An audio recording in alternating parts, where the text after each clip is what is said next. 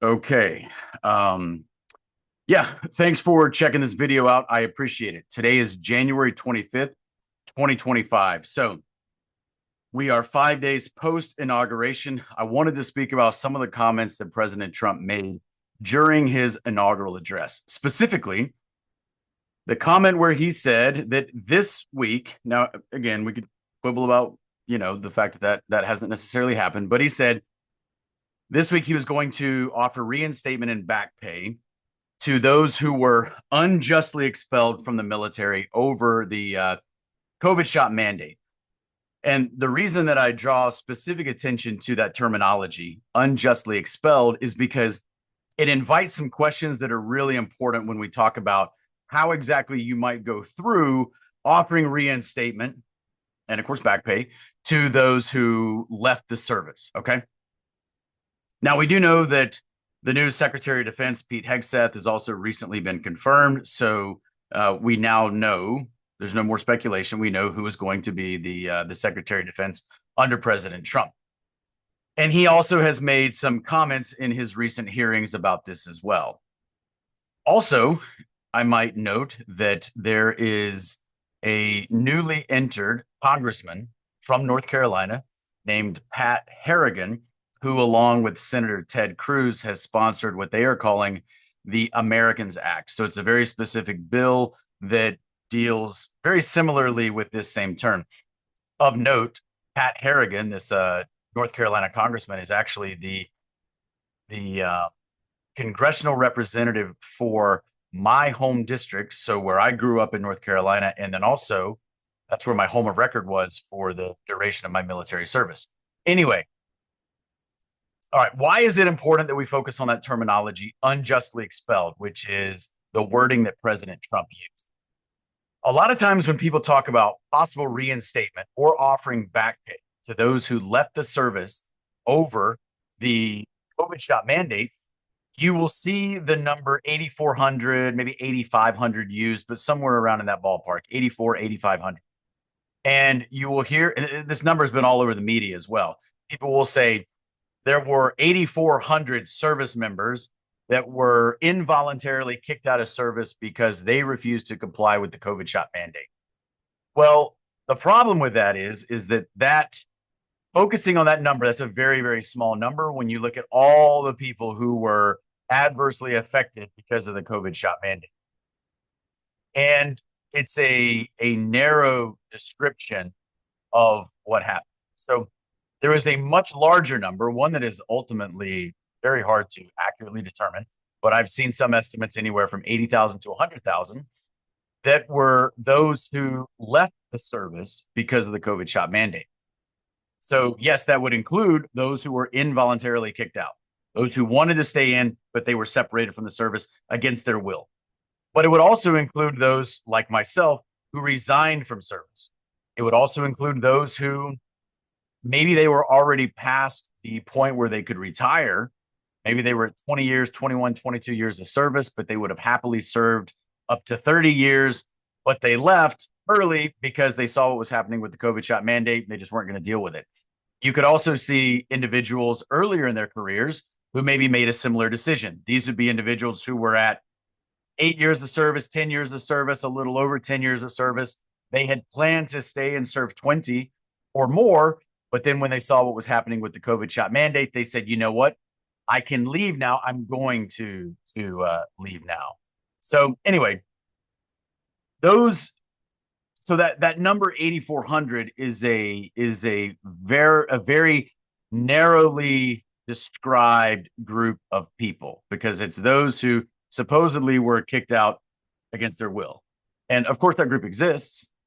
But what I'm saying is, and what many have said, I'm certainly not the only person kind of drawing attention to this, is that there are many other people who also left the service one way or another, voluntarily or not voluntarily. But even those who left voluntarily, you could say that they didn't necessarily want to leave. They just didn't want to stay in with what was going on. So there are many people who left service that are not necessarily included within that 84 or 8,500 number that is often thrown out there when they talk about possible reinstatement or back pay. So that means they would only be offering, if they only want to offer reinstatement or back pay to this much smaller number, that is a small fraction of those who actually left the service over the COVID shot mandate. And so even if all 8,500 decided to accept reinstatement, which they won't, but if all 8,500 did, then you would be bringing back a drop in the bucket of all the service members that are no longer in service because of the COVID shot mandate. What's another point? So okay, before I move on, let me just say, so when Trump says unjustly expelled, what exactly does that mean? So are we saying that's only the 84, 8,500, or are we including a much larger number? And how do you even determine that number? But another point is, well, what about all those that did not leave? So they did not get kicked out. They did not retire. They did not resign. They stayed in, but their careers were also adversely affected because they didn't take the COVID shot. They just didn't get kicked out. Maybe they were on their way to get kicked out. It could be that their case was being adjudicated. They were in the process of being removed, but then the mandate was rescinded, which happened in January of 2023. So maybe they kind of survived long enough. The mandate was rescinded, which saved their career, but now their file has been marred in a way that would make it hard for them to actually serve a career like they would have been able to serve if they didn't have that kind of mark against their career, if they had not been adversely affected in that way. So how many people fall into that category? You know, who knows? But then another category. Well, what about the people who did not want to take the shot and but they did take the shot because they were coerced to? You know, they held out. They never took it. The mandate went into effect. And then under coercion, the threat to their career, they did take the shot. Well, they also were wronged. Well, what about those that took the shot and are now harmed? Some individuals have been medically injured to the point that they are no longer capable of carrying out their military duties, which is ironic because they took the shot supposedly to keep themselves safe and healthy, right? So they wouldn't get COVID. But now because they took the shot, they have suffered some sort of injury that is so severe or so extreme that they are no longer physically able to carry out their military duties. And some of those individuals are therefore no longer serving. So just imagine the extreme irony there. I'm just looking at my notes here as I think about some of the other points that I want to cover here. So my point is that how do you address all those concerns? So it's one thing for the president to make a statement that I largely agree with. So whether or not you support Trump or you don't support Trump, like that's not what I'm talking about. What I'm talking about is there going to be a policy that is going to be implemented, and how will it be implemented that will try to right some of these wrongs? And how do we ensure that it does as much as possible to try and right the wrongs that were perpetrated against the service members through the COVID shot mandate? And is an executive order enough, or what else? What gives what gives a little bit more power to that executive order, and how can we ensure that the executive order is most aptly written? And so some people would say, well, you know, there's going to have to be a group of people, some sort of commission that is formed to try and figure out the intricacies of how you actually apply this to the various groups of individuals that I just laid out.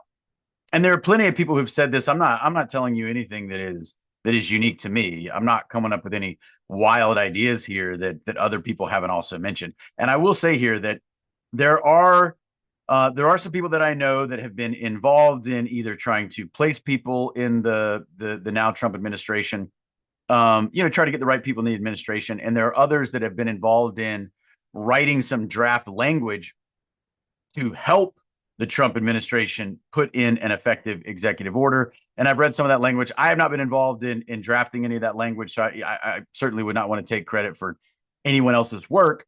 But I do know that there are good people out there that are seeing the same things that I'm seeing and are trying to put together some language that, in theory, could be handed to the Trump administration and say, hey, you got to consider this. Here's some ideas. So anyway, like I said, I have not been involved in creating any of that draft language, though I've seen some of the draft language that has been written. But I just want to let people know there are people out there who are trying to figure out solutions to this problem and are trying to say, hey, President Trump, if you really want to do the right thing here, and again, this is not about whether or not you do or do not support President Trump. This is just focused on this issue and not even necessarily, you know, how we got here. That's kind of a separate conversation as far as we're concerned right now. But how do you fix what happened and how do you make sure it never happens again? Um, here's just another question. I'm just looking at my notes here, so I don't know that I necessarily have any rhyme or reason as to the order that I'm just putting these questions out to you guys in. These are just some initial thoughts as we look at what Trump has said, what Hegseth has said, and we start thinking about what that could actually mean. But what if you opt out of reinstatement? So individuals who would be eligible for reinstatement, whether it's 84, 8,500, or whether it's 100,000, but the individuals that would be eligible for reinstatement, most of those individuals have been out for, I would say, somewhere between 2 and 3 years. So what could that possibly mean? Well, it could mean that they like grew really long hair. That's what it could mean. But it also could mean they have moved. They now live wherever they live. They may have a new job. Their spouse may have a new job. Their kids are in a new school. They may have already figured out, you know what? Let's go ahead and start the chapter of our life that is going to be post-military. So would they turn around and decide, well, now I'm just going to go back into the military? Many of them may say, hey, listen, I've moved on. What happened to me was wrong. It should not have happened, but it did happen to me. I have moved on. And I can't just turn around and make another abrupt change in my life like I had to do when I had to get out of the military before I had planned to, So there are plenty of people who are not going to accept reinstatement. So what is an alternate form of compensation that would still go about trying to right this wrong that is not necessarily involved in coming back into service, because many of them are not going to accept it. I have no way to tell you what percentage are going to accept it. But what I will tell you is when the military branches made a similar offer, I got a letter. I got a letter from the Army over a year ago, with an offer to come back in. What did I do with that letter? The same thing that thousands of other service members did, threw it in the trash. Why? Because I didn't take it seriously. And because, well, okay, have you made any steps forward to try and actually right these wrongs? No, at that point they had not. Now, have things changed more than a year later? I guess it remains to be seen. And I'm not going to talk about, in this video, I'm not going to talk about whether or not I would go in. I don't even know if this reinstatement policy would apply to me because I resigned. I was not kicked out. But I will do another video where I talk about my specific thoughts with my specific case on whether or not I would entertain going back in or what it might take for me to decide to go back in. I think that's a topic that is worthy of discussing. And I will do a video on that. That may be the next video that I do, but I'm not going to necessarily talk about that in this video. Here's another thing. Accountability. So a lot of people are going to say, well, why would I go back into the military if there's been no accountability for those who perpetrated this great wrong against service members? Because a lot of people like myself say that the COVID shot mandate was not just a bad policy. It wasn't just harmful, but it was unequivocally unlawful. So therefore, there must be accountability. So a lot of people, they're going to say, well, why would I go back in if the leaders who allowed this to happen, who coerced others unlawfully, if there's no accountability? Because then how do we ensure that this never happens again? And other people are going to say, hey, if I go back in, because this gets really interesting. when you start talking about reinstatement and especially back pay is really interesting because I've been out for almost 2.5 years. So just using my case as an example, and again, I don't even know if this would apply to me, but let's just say it would. So if I were to receive back pay, well, then would I receive 2.5 years of back pay? And to me, if you're saying that I would receive back pay, then that implies that you would count those 2.5 years as time served.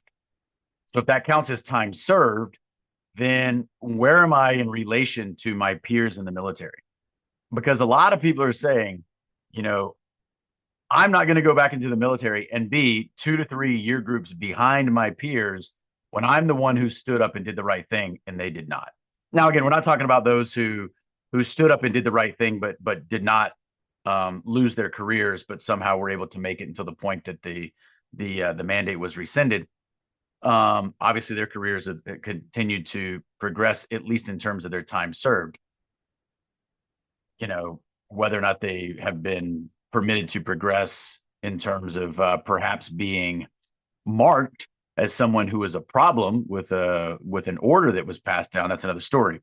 But my point is,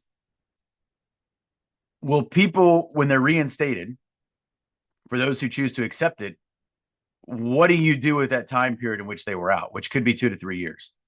Do you count that as time served? Is that why you're giving them back pay? And if so, then for an individual who had 15 years of service, well, now do they have 17 or 18? Well, what about promotion opportunities that were lost? So how do you square that? These are not easy questions. What about the individuals who were not kicked out, but lost a promotion opportunity because when they were up for promotion at that same time period, let's say they received a general officer memorandum of reprimand, or what we call in the military a letter of reprimand. So, and why would they have received that letter of reprimand? Because they might have been told, hey, you disobeyed a lawful order by refusing to take the COVID shot. Well, now as all that gets corrected, how do you go back and say, hey, this individual missed a promotion opportunity because they had this derogatory paperwork in their file? So how do we go back and correct that and make sure that these individuals, in as much as even possible, get them back where they should be, on par with their peers? I mean, after all, these are the individuals who did the right thing. So these are not easy questions. And I'm just talking about promotion opportunities, but there are other career advancement opportunities in the military above and beyond just promotion. Promotion is the one that we tend to think about the most, and it's very, very important. But there are other career advancement opportunities that individuals may have lost out because they were unfairly targeted, because they stood up against the unlawful COVID shot mandate. So how do you make that correct? So it's easy to talk in reinstatement. It's easy to talk in terms of reinstatement and back pay. It's much harder to try and figure out exactly who that applies to, and then go a couple of other steps and say, hey, let's figure out, what exactly this will mean and how it will be implemented, which is probably why you need some sort of commission that's going to come together and has a knowledge base to be able to figure all this out. Now, who's going to appoint that commission? Is it going to be President Trump? Is it going to be a commission that would be in-house at the Department of Defense? I mean, a lot of people would immediately have a problem with that because they would say, well, now you're asking the DoD to correct a problem that it created, or that it allowed to happen, or that it implemented. So a lot of people, of course, would have a lot of problems with a commission being created and led in-house within the DoD. So maybe you don't do that. Would it be a congressionally formed commission, or would it be kind of an executive commission that is appointed and answers directly to the president? I don't know. Yeah, I don't pretend to know exactly how all that happens. But if the president wants to make sure that he has visibility on how this is being done, I don't know. Does that mean that it would be kind of an executively created commission, directly, not necessarily managed in its day-to-day functions by the president, but with direct oversight by the president? I don't necessarily know. I did write a piece. I don't remember exactly when I wrote it, but probably over a year ago. It's on my Substack, and I'll link it in the description below. But I in that piece, I talked about how you get to a healthy military. And I came up with 3 points. The first was acknowledgement, the second was accountability, and the third was restitution. And what I basically said was if you want to move forward to a healthy military with respect to the COVID shot mandate, and I wasn't necessarily focused on other things like the botched Afghanistan withdrawal, the harmful DEI policies. Now, believe me, the transgender policies, I think all those things are problematic. Don't get me wrong. I think those things are significant problems, but I think they pale in comparison to what happened with the COVID shot mandate. I think there's no comparison between what happened with the COVID shot mandate and some of those other problems, which in their own right are significant in and of themselves. But in my mind, you could fix those other problems. And if you don't touch what happened with the COVID shot mandate, you will not have a healthy military. However, if you were to focus on fixing what happened with the COVID shot mandate, if you fix that and you get rid of the people who caused that problem, a lot of other problems in the military will fix themselves. So anyway, so in this piece, which I will link in the description below, I mentioned acknowledgement, accountability, restitution. So when I say acknowledgement, what does that mean? For me, it's twofold. So you have to acknowledge that the COVID shot itself is harmful, and therefore the mandate itself was harmful, which means, yes, was it harmful physically? Was it harmful medically? Was it harmful in terms of the erosion of trust that happened internally within the ranks, but then also from the military externally, before the American public? You have to acknowledge that the mandate itself was harmful because the COVID shot was harmful, and the mandate itself was created a lot of problems in terms of readiness. So that's what I mean first, acknowledging that it was harmful. And then second, and this is super important, you have to acknowledge that it was unlawful. It's not enough to acknowledge that the COVID shot mandate was harmful. You must also acknowledge that it was unlawful. There are plenty of things that happen in the military that are bad ideas. Whether we're talking about a poor tactical decision, a poor strategic decision, but it's a different category altogether when we talk about something being unlawful. So can you talk about the COVID shot mandate in terms of being a strategic blunder? Yes, you can. Was it a strategic blunder? I would say yes, I've used those words. But it was more than that. It was also unlawful. You can have a strategic blunder that's not unlawful. This was unlawful, unequivocally unlawful. Why? Because there was collusion between, I'm not a lawyer here, but there just appears to be, collusion between the FDA and DOD. Misrepresent an unlicensed product like the Pfizer BioNTech as interchangeable with a licensed product, the Comirnaty product that was approved by the FDA the day before the DOD implemented the mandate.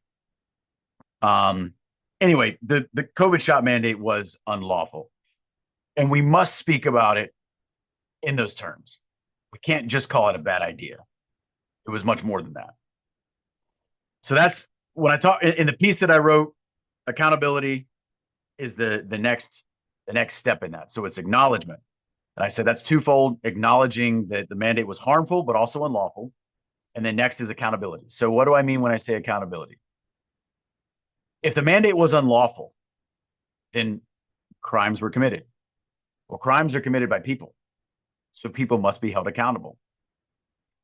So what does that mean? Well, I mean, there have to be investigations done, and you have to prefer charges, for sure. I mean, we're a nation of laws. I certainly believe in the rule of law. So you have to figure out, well, who must face charges, and then individuals face charges, and then justice is meted out accordingly. And do I believe that there are individuals who should face criminal charges? Yes, I do. I believe that true, thorough investigations would demonstrate that. But there are also individuals whose conduct maybe was not quite criminal, but was still inappropriate given their rank and position in the military. So then what should be done? Well, I mean, this is something that's got to be determined. for each individual. But I think there are certainly senior leaders that, okay, maybe they don't necessarily go to jail, but they should be removed from their positions. Maybe they are downgraded in rank. Maybe they're downgraded more than one rank. I mean, again, all this would have to be determined. Maybe they forfeit their retirement pension. I don't know. All this would have to be figured out. I think that there should be a comprehensive exercise in justice, because that is part of accountability. If we believe that we as a nation must adhere to the rule of law, well, then that means that, okay, where the law is broken, there must be penalties affixed because of that. So, and then the third in this piece that I wrote is restitution, which is kind of what we're talking about today. So, where it's even possible, how do you create restitution for those who are harmed? Is it reinstatement? Is it back pay? Is it some other form of compensation? How do you try and restore individuals where you can? Because remember, for some individuals, you can't even properly restore them. Why? Well, are there service members who were killed by these shots? I believe the answer to that question is yes. Are there individuals who are significantly injured because of the shots? I believe the answer to that question is yes. So how do you restore those individuals? You can't. You can't fully restore them, but you do as much as you can. But for individuals who didn't quite suffer that in that extreme way, but their careers were harmed, well, then, yeah, there has to be some sort of way in which you try to restore them insofar as you can. But then there are other things too. So, what about the trust that has been eroded? When we talk about this issue, we also have to realize that there are other injuries that occurred as part of the COVID shot mandate that are much less visible. And I've talked a lot about moral injury, and I think it's crucial for us to have an understanding of moral injury. But moral injury is not always something that's visible, though its effects may be visible. So moral injury is also something that I've written about, and if you're interested, I can put a link to a piece that I've written in the description below. But moral injury is an affront to your moral code. And what that means is either you perform an action that goes against your own moral code, or you witness other actions that go against your moral code or the moral code of those committing the actions, or, as happened with the military, you're part of an organization, and the organization or the leaders of the organization act in ways that are in opposition to the organization's stated moral code. Now, the military has a well-established ethos. The military purports to have very strongly held and developed virtues and values. So what happens when the military and its own senior leaders act in clear violation of the military's purportedly held values? If you as an observer see this, like many people did throughout the COVID shot mandate, the immediate wake of the COVID shot mandate, that disconnect that you may witness between what the military says that it stands for and then the actions of its leaders, that disconnect that you witness there is moral injury. That uneasiness that you feel, or that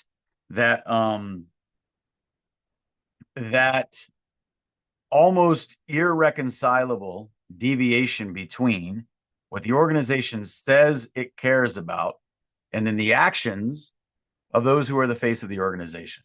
They're generals and admirals, some of whom have 30 or 35 or more years of service. So that's moral injury. Well, how do you correct that? How do you restore that trust? How do you help individuals deal with their moral injury? Because I can make a case that everyone in the military, or at least virtually everyone, was morally injured during the COVID shot mandate, even those who took the shot, even those who wanted to take the shot, because they still witnessed the way in which the military went after its own for those that didn't want to take the shot or those that refused to take it. So how do you fix that? So anyway, just to kind of sum up what I said today, Do I uh, do do I want to see these problems addressed? Of course. Um, Therefore, do I agree with the statements that Trump made? Well, yes, but I think it needs to go much further. And again, this has nothing to do with whether or not I or you support Trump, in wholesale or in everything that he does. We're not talking about that. We're talking about this very specific issue. So, what I want is I want this to go much further. I want there to be a plan that is comprehensive enough to take a real look at the variety of situations that this problem caused and then go as far as is possible to try and restore those who were harmed, whether they were harmed medically, physically, whether their careers were harmed, whether they were harmed psychologically, whether they were harmed morally. And I think that it is our duty, those of us who are in the military or who are military veterans or just American citizens in general, to try and do everything we can to make sure that that happens. But the first step in doing that is trying to get people to understand the scope of the problem and then also the way in which what we have heard so far doesn't appear to be addressing the full scope of the problem. So, like I said, this is just a short video for me to just put out some of my initial thoughts. Um, I I may refine these thoughts later, particularly as more information comes about. And I'll try to do a video, hopefully in the next couple of days, where I will talk about me. We don't know whether or not this current policy, since it's not even necessarily a policy yet, it's a statement. Um, we don't know whether it applies to me or people in a similar situation to me, but regardless, I can still put out some of my thoughts as to what it would take for me to return to military service or under what conditions I would, or if I would at all. I think that's worthy of a video. And I am working through those thoughts right now, not just for a video, but just thinking through, well, would I go back? What would it take for me to go back? And there's a lot I could say there, but I won't say it in this video. But anyway, thanks for checking out this video. There were a couple things that I referenced that I've written previously that I will link in the description below. So thanks everyone.